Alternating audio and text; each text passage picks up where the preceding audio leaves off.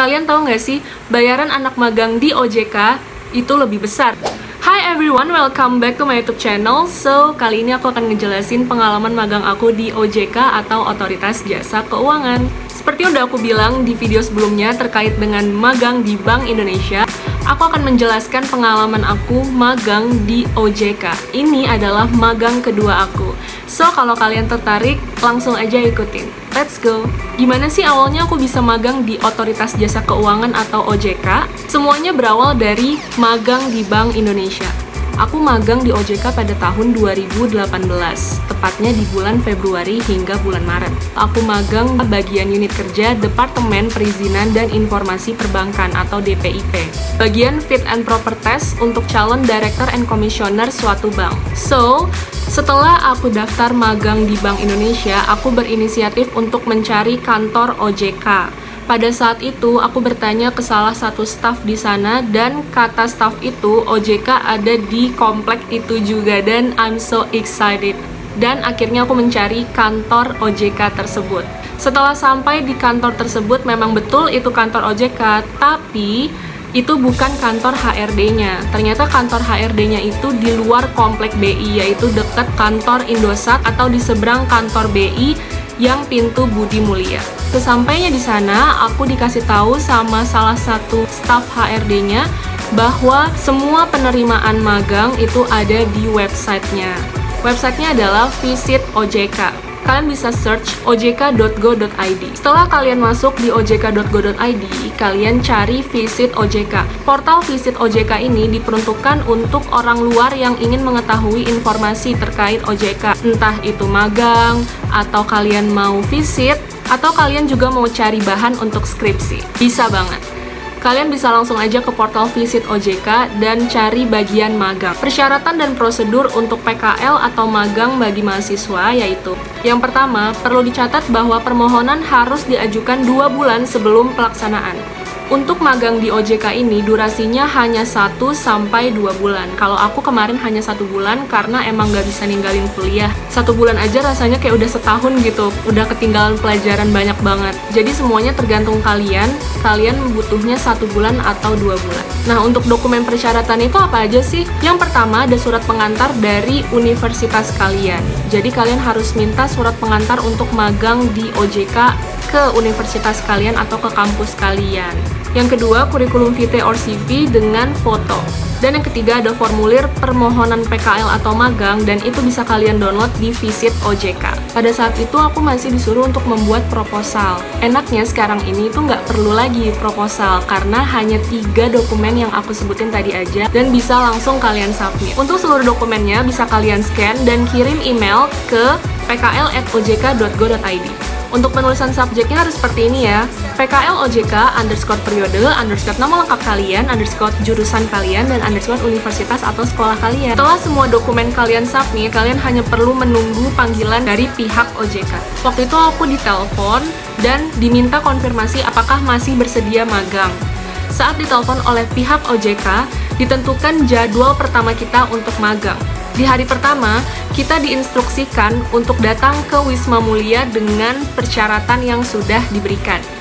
Di Wisma Mulia, tidak untuk bekerja, melainkan untuk di-briefing. Kita akan di-briefing bersamaan dengan para anak magang lainnya. Dan catatan, kalau kamu mau memperluas networking, jangan malu untuk berkenalan dengan orang baru.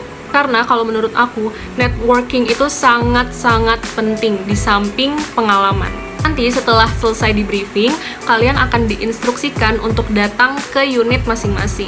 Kalau aku dulu unit kerjanya berada di kompleks BI Tamrin. Waktu itu hari pertama, aku baru kenalan aja sih, belum kerja. Pada saat hari kedua, baru kita dikasih kerjaan. Dan satu lagi catatan untuk kalian yang baru magang, jangan lupa untuk sering-sering bertanya. Dan kalau perlu dicatat ya guys. Fun fact magang aku di OJK adalah, jadi aku tuh punya notes kecil dan you know what? Waktu hari pertama dikenalin, itu kan karyawannya di divisi aku lumayan banyak. So, aku mencatat nama, tapi bukan hanya nama, aku menggambar lokasi tempat duduk mulai dari pintu sampai ke belakang, dan itu aku catat. Ini siapa yang duduk depan aku, duduk di samping aku, duduk di seberang aku, dan memang it works. Kedepannya aku jadi lebih hafal.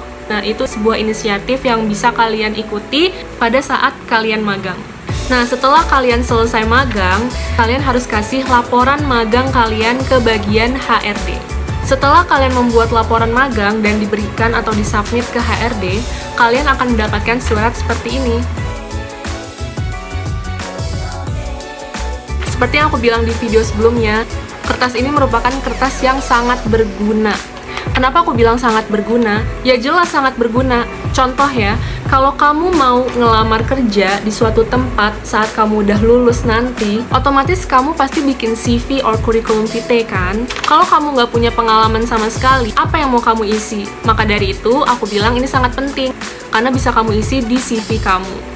Sebagai tanda bahwa pada saat kuliah, kalian nggak sekedar kuliah aja, tapi kalian ada effort untuk melakukan sesuatu, yaitu magang. Atau kalau kamu punya pengalaman seminar, atau pengalaman organisasi seperti BEM, HIMA, dan lain-lain, atau lomba-lomba, itu bisa banget kalian masukin ke CV. Yang jelas, ini merupakan salah satu komponen pengalaman kita yang bakal kita tulis di CV. Hari dan jam kerjanya sama nggak ya sama BI? Sama. Hari Senin sampai Jumat dan jamnya sama banget, jam 7:10 sampai jam 4:15. Kenapa sih aku harus magang? Karena kampus aku beda sama kampus lainnya. Kalau kampus aku benar-benar nggak ada sama sekali kewajiban untuk magang. Nah, dari situ aku berpikir, nanti aku pengalamannya dari mana kalau aku memang tidak diwajibkan untuk magang. Jadi aku berpikir untuk mengikuti magang. Kebetulan aku pengen banget nih magang di OJK setelah dari BI. Nah, pakaiannya itu harus kayak gimana sih? Untuk pakaiannya itu harus mengikuti peraturan yang ada di OJK. Pada saat itu, aku diwajibkan untuk memakai kemeja dan rok, serta flat shoes. Buat kalian yang belum tahu di mana sih tempat makan dekat OJK, langsung aja tonton video aku yang magang di Bank Indonesia. Siapa nih yang nunggu-nunggu gaji atau bayaran dari magang tersebut? Sebelumnya jangan lupa subscribe this channel supaya kalian gak ketinggalan video-video menarik lainnya.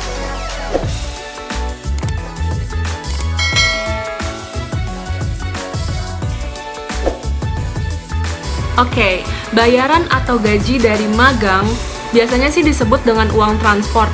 Tapi, you know what? Kalian tahu nggak sih, bayaran anak magang di OJK itu lebih besar daripada di BI.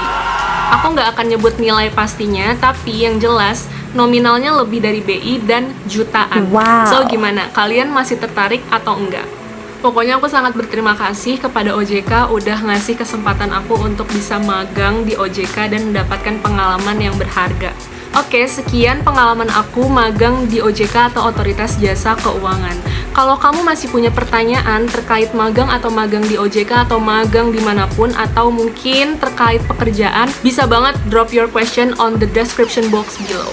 Atau kamu bisa follow Instagram aku @ledhyra, LEDHYRA. Insya Allah akan aku jawab satu-satu. So, it's done. Semangat buat kalian yang mau magang di BI atau di OJK atau magang dimanapun. Semoga keterima ya. Bye-bye. Annyeong.